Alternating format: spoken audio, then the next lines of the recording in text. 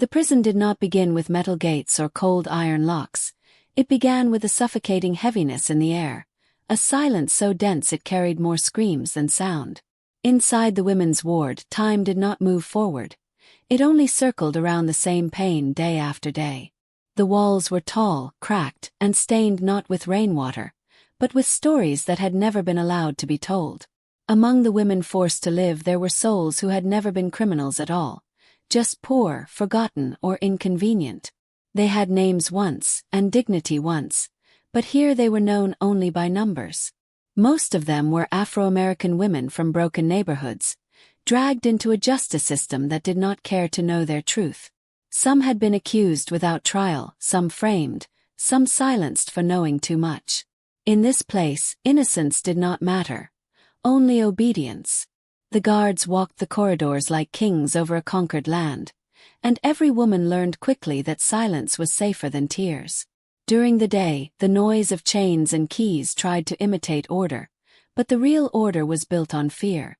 At night, fear turned into something darker: submission. The women slept with their backs against the wall, not because it was comfortable, but because it reduced the number of directions from which danger could come. Hope was not a feeling here, it was a forbidden luxury. Yet beneath the surface of this seeming stillness, a quiet revolt was already growing. The inmates exchanged glances more often than words. A nod, a lowered head, an intentional pause. These became a secret language, a reminder that even broken wings could still remember the sky. They did not know when deliverance would come, but they believed that suffering could not last forever. Even silence has an expiration date. What none of them knew was that help was already on its way, not in the form of lawyers or papers, but in the form of a woman who refused to let injustice stay hidden. Somewhere far beyond those thick walls, a young Afro-American officer, Nusrat Jahan, had begun to notice the disappearances, the sealed reports, and the uncanny number of disciplinary injuries that never reached the court. Every time she pulled another file, she felt the same burning question: how many voices had been buried behind those bars? She could not hear their cries yet, but she could feel them, the weight of unspoken truth pressing against her chest like a storm waiting to break. Her instincts told her something was wrong in that place, something so carefully hidden that it required silence to survive. Corruption was not in the reports.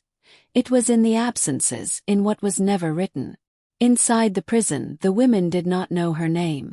They did not know anyone was fighting for them. But in the broken rhythm of their days, the forced headcounts, the tasteless food, the eyes they were not allowed to raise, there was a tiny, invisible shift. A tension in the air. A subtle trembling of fate. For the first time in years, the silence inside those walls was not just the sound of fear. It was the warning before the truth finally begins to speak. Nusrat did not enter the prison wearing her badge. She entered wearing shackles. Officially, she was prisoner #47-93, booked under a fabricated charge arranged through a confidential internal warrant. Only 3 people in the entire justice system knew her real identity. To everyone else, she was just another black woman with an attitude problem, another statistic no one bothered to question. That was exactly how she needed it to be. From the moment she crossed the inner gate, she could feel the shift. The uniforms at the entrance did not look at her like a detainee. They looked at her like property.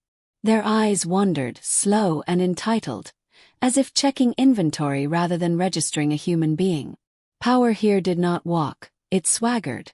She kept her head bowed, not out of fear but precision. She was there to witness the truth, not announce her presence. The first night was her initiation into the unwritten law of the place. Silence was demanded, not requested.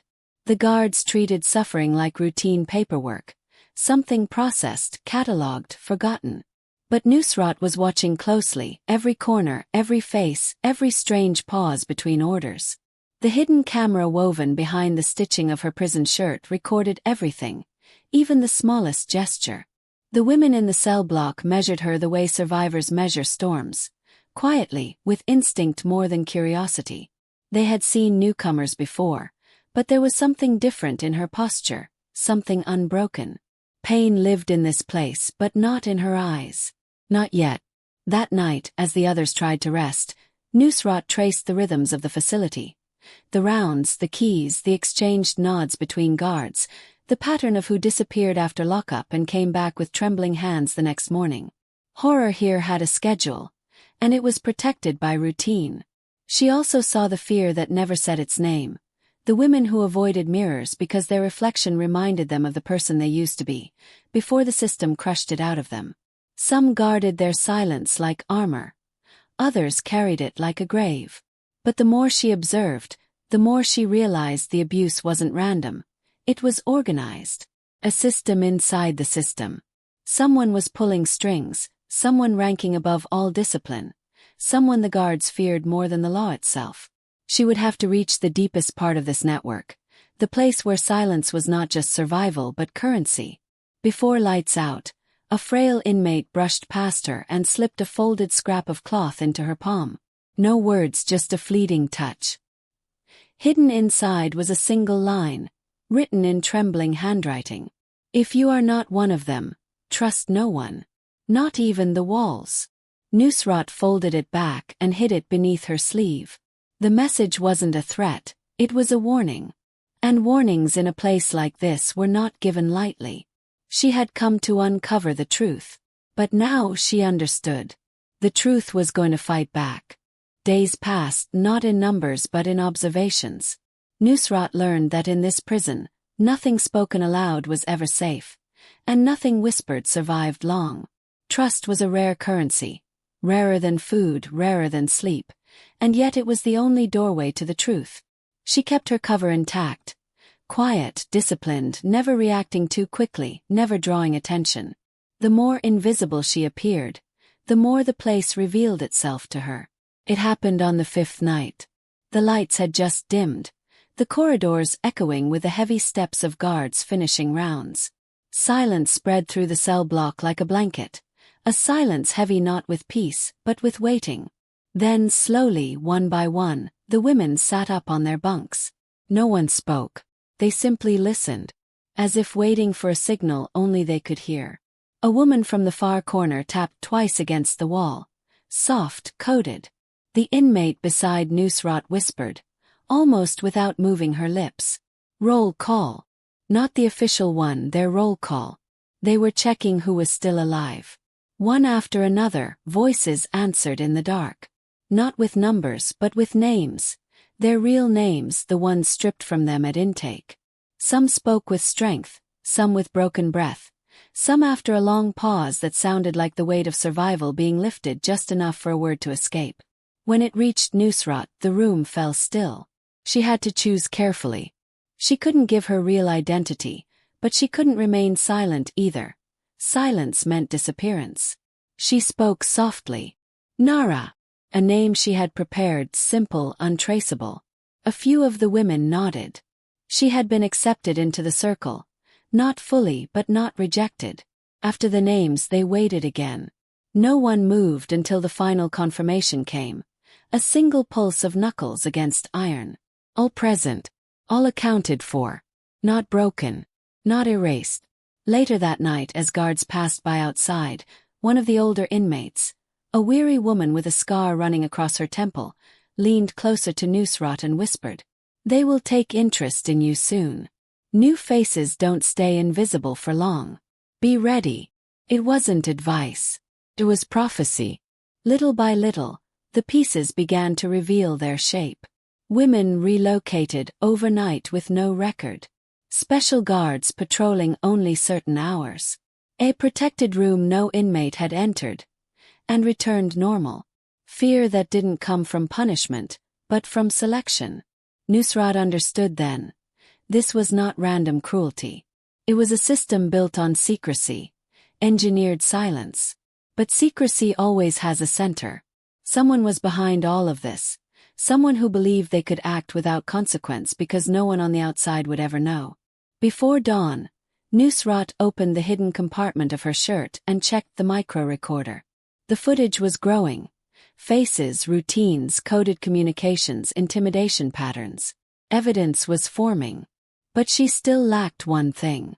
The identity of the person in charge. That name had not been spoken yet. And in this place, a name was never just a name. It was the door to the truth.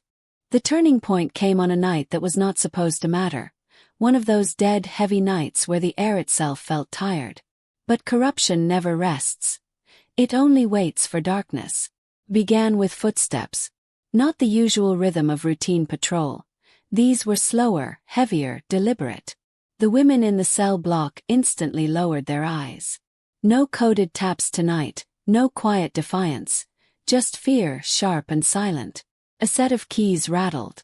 The cell door across from Nusrat slid open. No words were spoken, only a gesture. A young inmate was taken silently, as if her existence had been erased rather than escorted.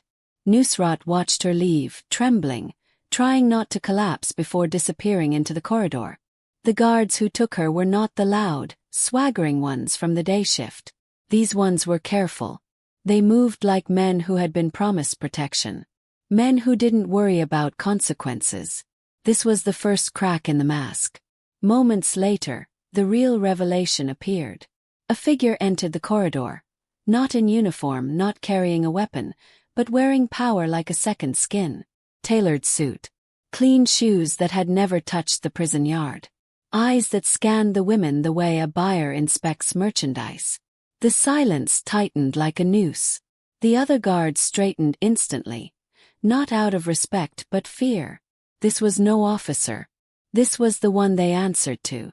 The one above the law inside these walls. He did not say a name, but whispered a single instruction to the escort guard. Nusrat's micro-recorder caught the words. No records. She won't be missed. That sentence told her everything. The disappearances weren't accidents. They were transactions. She had seen dangerous men before, but this one did not act like someone hiding wrongdoing. He acted like someone who believed he owned the place. Someone protected. Someone used to operating in shadows with the confidence of immunity. And then, for a fraction of a second, his eyes landed on her. Not as a person but as an evaluation. As if calculating how long before she, too, would be eligible for removal. Nusrat lowered her gaze instantly. Revealing fear was dangerous, but showing strength would have been fatal. In this place, survival required neutrality so perfect it looked like emptiness. That night after he left, no inmate spoke. Silence pressed heavier than chains. The young girl taken earlier did not return. That was when Nusrat understood the full truth. This was not a prison. This was a marketplace. And the women were inventory. Behind the fear, behind the silence, behind the routine, there was a buyer. Supplier. A system making profit out of human vulnerability. And now she finally had a direction. To bring the system down, she would need more than evidence. She would need names, hierarchy, and confession. The walls no longer hid secrets. They contained them. And she was now close enough to pull the first thread. Because once you see the face behind power, you can dismantle the throne it sits on. The next days were not about courage, they were about calculation. Nusrat knew she was no longer just observing danger. She was inside its radius. One mistake, one wrong glance, one misplaced reaction, and she would vanish like the others. The difference was that her disappearance wouldn't just bury her. It would bury the last chance these women had for justice. She moved carefully, collecting evidence piece by piece. The coded escort lists, the unregistered transfers, the guards who worked the night shift within the night, the whispered threats that never made it to reports. She memorized faces, ranks, patterns, building a puzzle only she could see forming. But evidence was not enough, she needed a trigger. It came when the older inmate with the scar, the same woman who had warned her, collapsed after being dragged from the forbidden wing. Her hands shook, her breathing shallow, her voice nearly gone. Through cracked lips, she whispered, "They choose the ones who break slow." That was the final confirmation. The operation wasn't cruelty, it was commerce. And that meant it could be exposed. The next night, Nusrat made her move. When the guards arrived for another extraction, she positioned herself where the corridor camera, secretly compromised by her own device, could capture everything. This time she did not avert her eyes. She locked onto the leader's face, long enough for the lens to record him clearly. Then she triggered the microtransmitter sewn inside her cuff. Outside the prison, a silent alarm reached the Internal Affairs Unit waiting for proof. For months they had suspected something, but never had a witness survive long enough to confirm it. The trap was set, and it sprung fast. The moment the secret transfer began, unmarked agents stormed the facility. No sirens, just precision. The guards who once swaggered collapsed under real authority for the first time in their lives. Records were seized. Lists uncovered. Confession notes hidden inside lockers read word for word what the women had been too afraid to speak. The man in the tailored suit tried to escape through an internal route he believed untouchable. He didn't make it 2 floors. He was arrested still wearing the same confidence that had built this empire of silence. Inside the cell block, word spread before confirmation could reach it. Not through speech, but through breath, through posture, through the softest exhale of relief that sounded almost like the return of something long forbidden. Oh. When the cell doors opened, not for extraction but liberation, the women did not cheer. Their pain was too deep to celebrate instantly. But they stood, not because they were ordered to but because for the first time they could. The world would later call it an exposed trafficking ring. A historic internal sting. A victory for prison reform. But for the women who survived it, it was something simpler. The day silence finally lost. Nusrat left the prison not as prisoner #47-93, but as the woman who returned their voices. If this story moved you, make sure to subscribe for more powerful content. And tell me in the comments, which country are you watching from?